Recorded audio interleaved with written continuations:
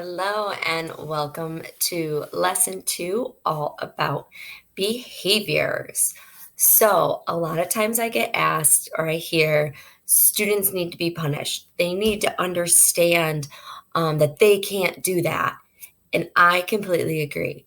But we have to do it in a way that is meaningful and will help your child learn consequences, reactions, positives, negatives in a safe way. So you want to think about, what is your child's level of understanding? Do they understand that what they did is wrong? Some kids might not. So we need to go back and teach them that that's not okay for whatever reason it might be. An extreme example is the smearing of feces. That's not okay. But does your child realize that's not okay? Or was it a sensory need? Some kids might do it out of anger and they know it's not okay. That's a different story. But if your child does not understand, we want to go back and figure out how we can teach them either another safer behavior or teach them why it's not okay. Because if we have meaning behind it, then it is more likely that they won't do it next time because they understand it now. There's also positive and negative ways to look at it. So if a student hits another student and I say, "You're not going to recess today," that's a negative consequence. However, if I'm proactive and I know hitting is sometimes an issue, I might try to throw in something positive of, "Hey, I love how you're having a safe hands and a safe body with so-and-so today." So even before they do the action, I can just jump in and give them some positive reinforcement that they're doing the right thing, and it might make them keep doing the right thing. You also never want to take away something they need. In the last example with recess, kids need to go outside. They need to have a break. That's in a school setting. But at home, if you know your kid really needs to jump, they need that input. If you say, "You're not going on the trampoline tonight," now you've just made it harder on yourself, first of all. But second, you've taken away something that the child needs. You're going to have a much more difficult night. So what could you do instead? If your child misbehaves or does something that you deem needs a consequence, they understand what they did was wrong, and you can think of something that is a safe way of, "Okay, since you did that, I think you need to get more energy out. You seem like you have a lot of pent up stuff going on. So after you jump, we're going to take a 10-minute walk." That might be kind of a consequence for you if you have a lot you need to get done, but put in something that will help them regulate themselves. You never want to take away something that they need. Behaviors are communication, remember? And sometimes it's communicating, "I have too much energy." So we need to give them a different way to handle that because they have too much going on inside their body. Now, this may not be for everyone. There are so many different parenting styles out there, and I have worked with several people who just don't agree with this. And I can tell them as many times as I think, but guess what? I'm not always right. You're not always right. So for them, this just, they don't want to believe it. They don't want to. That is up to you. I am just trying to show you maybe a different way to look at it. I had a student once who had a lot of coexisting conditions. There was a lot of stuff going on, and saw somebody's iPad. And then he was relentless. He needed to have that iPad. He would headbang, he would hit, he would bite, everything. And someone working with him would say, "Oh, he's just got to learn. He's got to learn. He can't have the iPad all the time." To me, that's not the best way to deal with it. I'm not saying that that person was necessarily completely out of bounds, because I agree, he does need to learn, but he doesn't understand. We hid iPads because they were such a trigger for him. So it was our fault that someone took it out and he saw it. Now, is that going to happen in the world? He's going to be out and about and see an iPad and he needs to learn he can't have that? Absolutely. But what are we doing? If we completely say, ugh, you got to learn and give up on them, then that's not fair, because if they don't understand, so that person decided to tap out. They were like, nope, gotta learn, I'm done. And so I went and filled a water bottle or a water bucket and tried to distract, try to engage him in something else that was meaningful to him, because I'm not going to give him the iPad. He can't have it. It wasn't time for it. It was in the schedule, and I'm not going to go back against what the teacher has in place, because you want to be on the same team. If you are parenting with two people or grandparents, you all want to try to be on the same page, because kids will know, hey, she just left. I'm going to go bring Maggie over to the iPad and she'll give it to me. No, because that's not teaching it. That was the rule in the classroom. iPads were only at the end of the day. So now that the child has been triggered by it, I'm not just going to give up and be like, meh, let them cry it out. Some people, you do you, might want to do that strategy. But I would say, let's redirect that child. Let's give them something else to engage in. We ended up listening to music, and he actually ended up laying down because he was a little overtired too. So he can't have it. He's going to be upset, and that's okay if our children get upset. But we need to help them get back to that calm place. And this was a child that really didn't understand that it wasn't the end of the day, so he didn't get the iPad. He and his body needed it, and he didn't understand why we weren't giving it to him. So we became the target. And so once the target, the other teacher, was removed, I could come in. He still was mad at me and did show some aggression. But the more I tried to distract, got a bubble wand, got the water bucket that I said, played some music, he was eventually able to move through that behavior and do something else. I hope that makes sense. Once again, not going to be for everyone, and that's okay. But to me, it's really important that we make sure, does the child understand what they did? If they do, then how can we put this in a positive spin to teach them what they could do that would be safer or more appropriate next time? And we're never going to take away what they need. Because if they need that recess or they need jumping, if they need dinner, my stepfather was sent to bed so many times without dinner because that's how parents did it when he was young. Oh, you misbehaved, go to bed without dinner. We can't do that in today's society. You'll get CPS called on you if you don't feed your child. So don't take away what they need, because that's just punishing you. And that punishment, if you take away dinner because I hit somebody earlier in the day, that has no connection to your child. That's the same thing as if today I get in my car and a cop pulls me over because I may have run a stop sign 3 days ago. First, I'm like, what? Was I even driving 3 days ago? What even happened 3 days ago? And second, where was the stop sign? Did I go through it? Where were you? How do you know it was me? I have so many questions and I don't understand.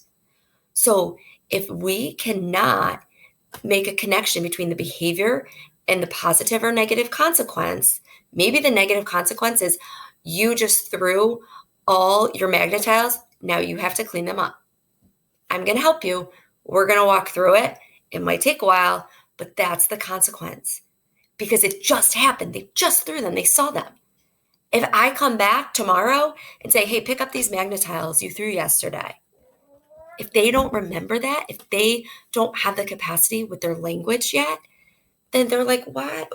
I came down here because I wanted to play with my blocks, and now you're yelling at me about this toy. I didn't do that. And so really make sure you can connect the consequence, or positive, if you can spin it, of into the immediate action. Because if we don't, then it's no point in giving punishments, in my opinion, because it's not going to change. It's not going to help you in the future. So now for a child with some language capacity to understand what's going on and what's happening right now, you can talk to them and map out a new plan. So I saw you got really mad at bath time, and so you started banging your head against the wall. That immediately we need to shut that down because we don't want any self-injurious behaviors. I have a lot of kids who will bite themselves and they need that stimulation. So if we can't replace that behavior with a chewy tube or with something else to give them that tactile sensory input to their mouth, they're going to keep doing it. So same with head banging. So next time we know it's bath time, instead of head banging, maybe we can ask for some squeezes. I will give you some gentle squeezes to give you some input because you're starting to get frustrated. Does that sound something that might be good for you?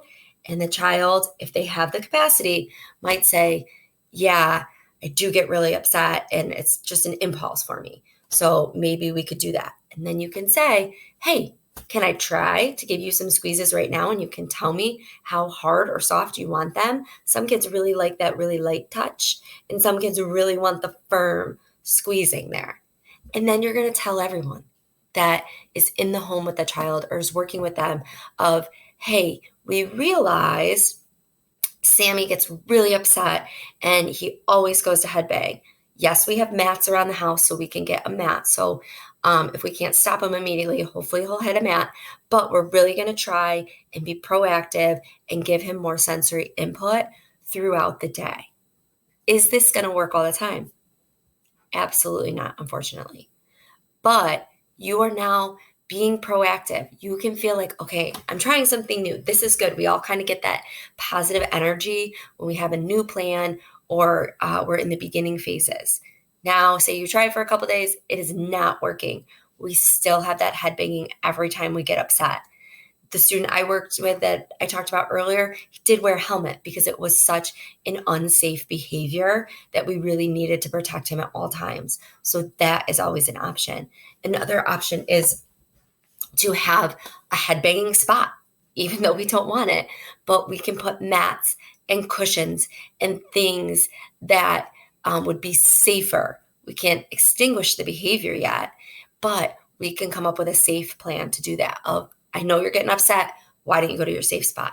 Kind of like in the last example, I talked about having a cozy corner, having a calm corner, or maybe swinging. We could replace the behavior with really big swings or input, trampolines, something they can bang their head on a trampoline. That's not going to do as much damage as on the concrete floor.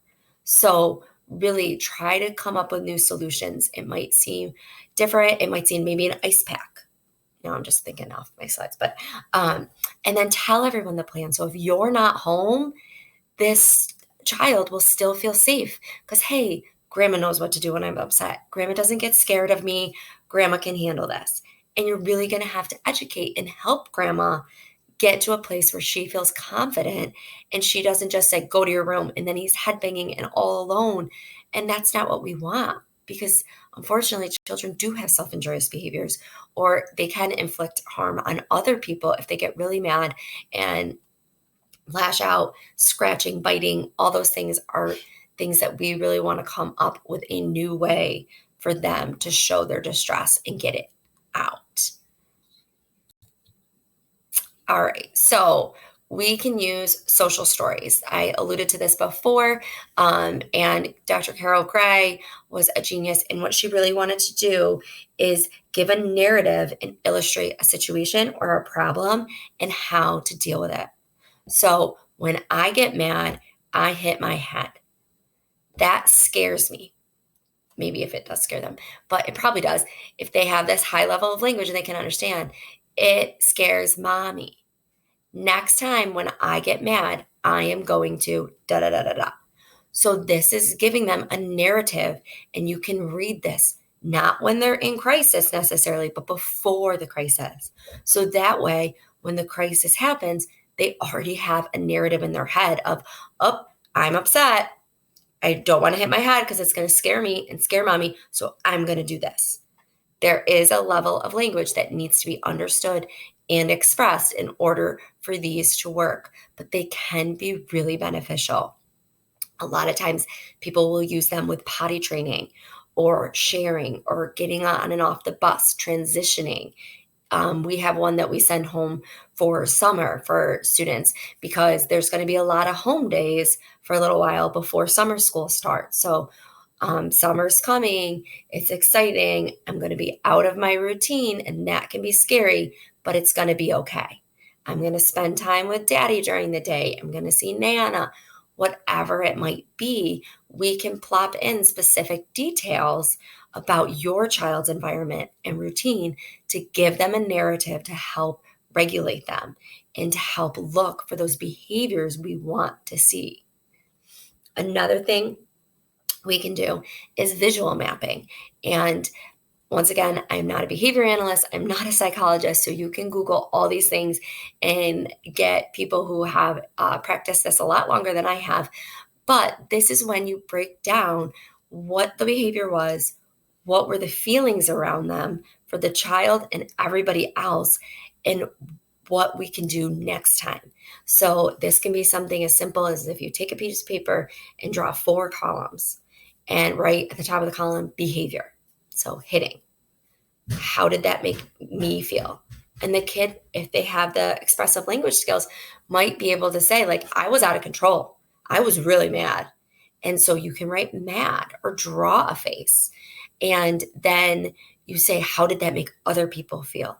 And this is really important because we want children to understand that they are part of a bigger world.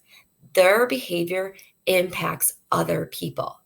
Now, does that mean we have to change them and pigeonhole them into exactly what we want to be and we think is appropriate?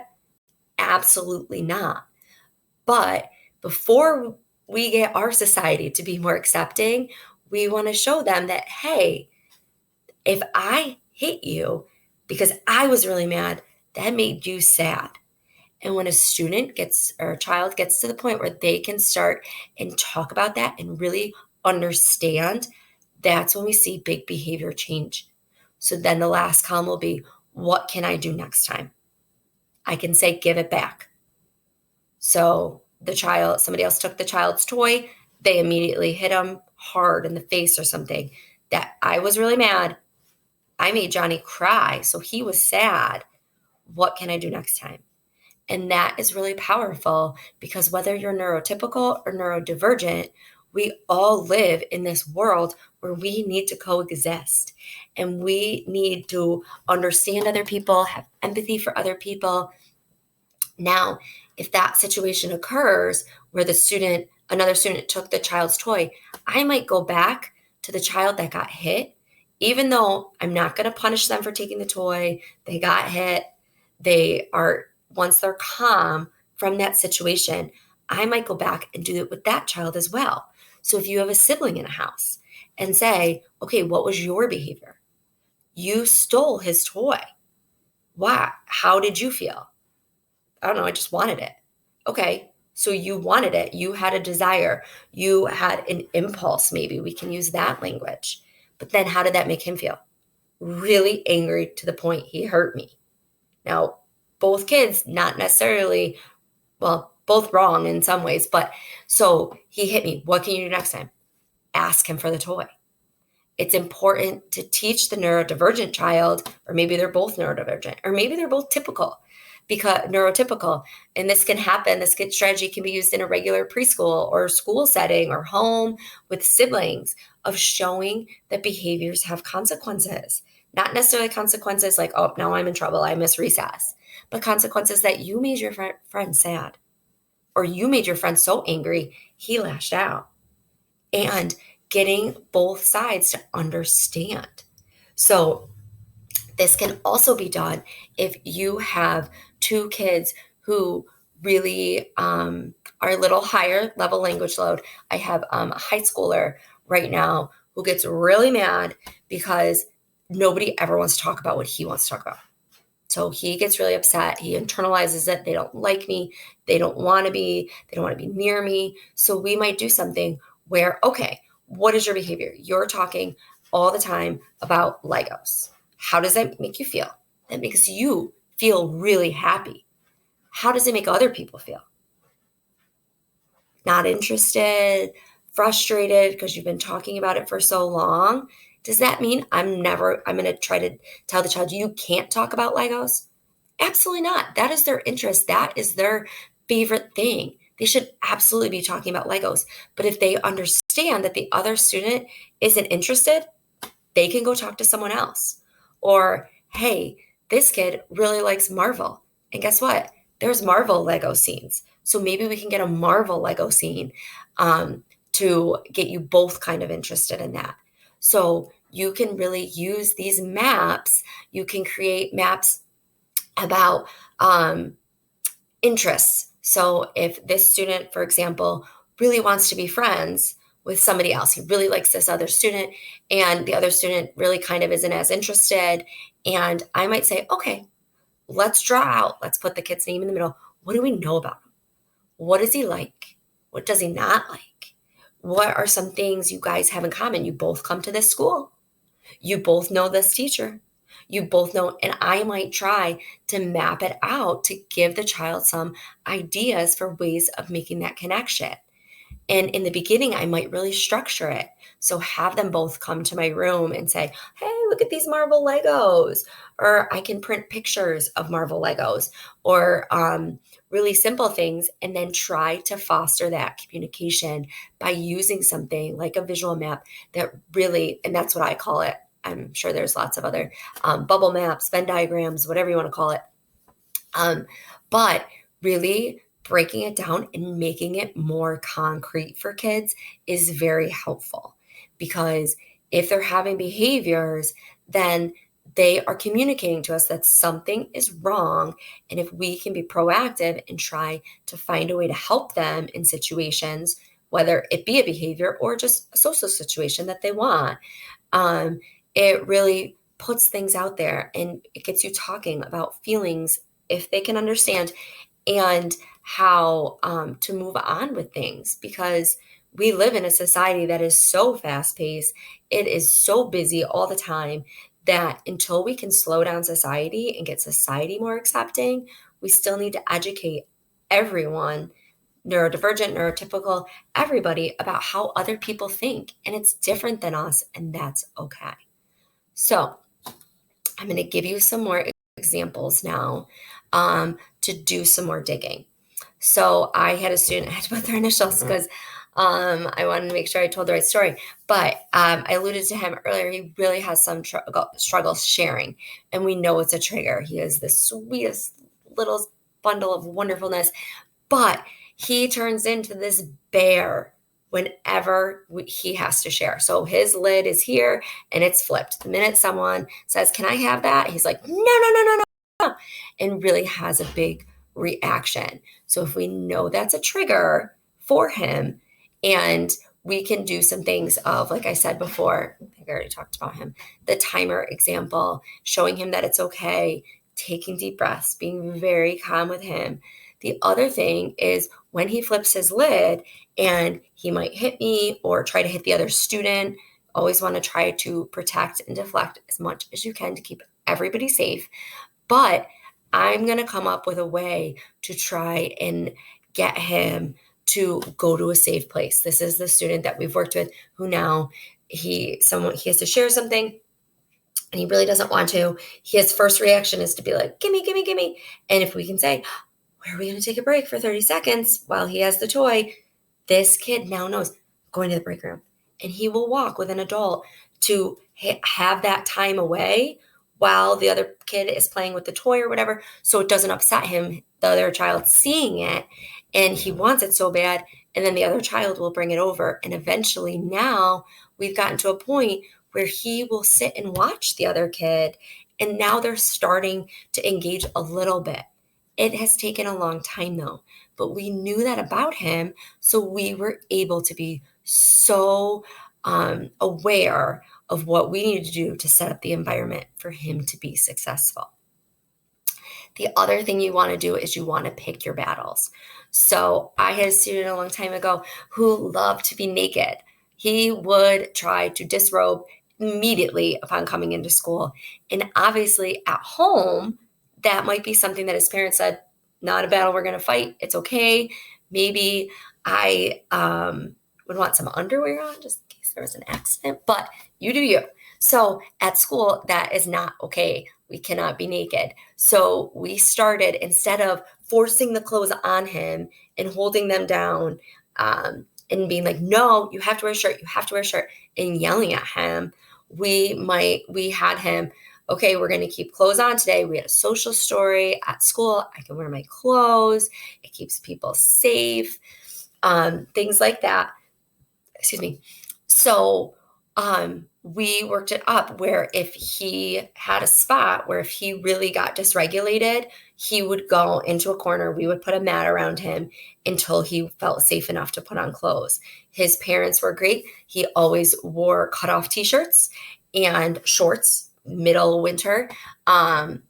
He would always wear shorts because they wanted to make it as successful as they could. So if they send him in a snowsuit, that thing's probably even not even getting on him. But nowadays, there are so many amazing brands out there that have clothing geared toward neurodivergent people with no tags or very soft fabrics. And so these are ways that you can look to see if there are some other things you can get in place for your child. Now, it was a battle at first. He might have spent a whole hour behind that mat because we needed him to get clothes on. But we had lots of options of different clothes. We started with just some boxer shorts, and he would wear boxer shorts. Then we slowly worked up to a shirt. And then by the end of not the end of the year, but eventually he was able to understand that, I hate these clothes. I don't want to be in them, but I have to be. So if we would have gone into that being like, wear your clothes, you have to, and yelling and making this a huge battle, it would have taken us a lot longer. But we were able to kind of look at the situation. Okay, he hates clothes. He doesn't like it on. At home, he doesn't have to wear them. So you might have a situation where at school, they're doing one thing and it's not working for you. So how can you adapt it to work in your favor? So if that kid comes home and your child doesn't want to wear clothes and you're like, I can't fight this battle. Okay, whatever, we're at home and that's okay with you and your family, then maybe don't pick that battle. But you're going to have to pick it in the morning when they have to get dressed for school. So always remember, the parents did a great thing where to get the child to get his clothes on, they gave him his favorite blanket to bring to school. At first, he wasn't bringing anything. And then it was like, okay, well, they sort of built in this thing of if we keep our clothes on, you can bring blankie to school. And that was so comforting to him. He was able to really wear the clothes, even though he didn't want to, but also take the blanket to school. If the parents would have been very stern and like, no, the blankie stays at home, we can't lose it. Oh my gosh, that'll be the end of the world. We're not sending it to school. That would have been a lot harder for that student. So pick your battles. Pick what is going to be really important, what is always safety number one, but what is going to be a battle in your house. Is it coming to dinner? I had a mom I worked with who really wanted her family to sit at the dinner table. That was her main goal. She wanted him to sit at the table. And so that was a battle she was willing to fight. Some people, I don't even fight that battle all the time with my own children, because if they're in moods and I'm busy and I'm trying to write a report or do a million things, I'm not going to be like, hey, you have to come sit at the table, because they're going to be like, no, I don't want to, blah, blah. So I might say, you know what, for tonight, I'm coming in the family room. We're going to watch a TV show. It's fine. It's all what you want to fight. And I can't tell you that. It's what's important to you and your family. And if some things aren't, let some things go. Doesn't have to be perfect. We're not on a Pinterest house here. So the other thing we can do when we're digging is don't assume. So if your child is playing all alone and you assume, oh my gosh, they're so lonely. Oh, I feel so bad for him. You're putting all these feelings into yourself when really the child has been at school all day. Their sensory system has been overloaded with sounds and people and smells and textures all day. They might need to come home and want just some time to re-regulate themselves. So don't make assumptions. You always want to be engaging if you can, but sometimes a timeout, a pause is okay.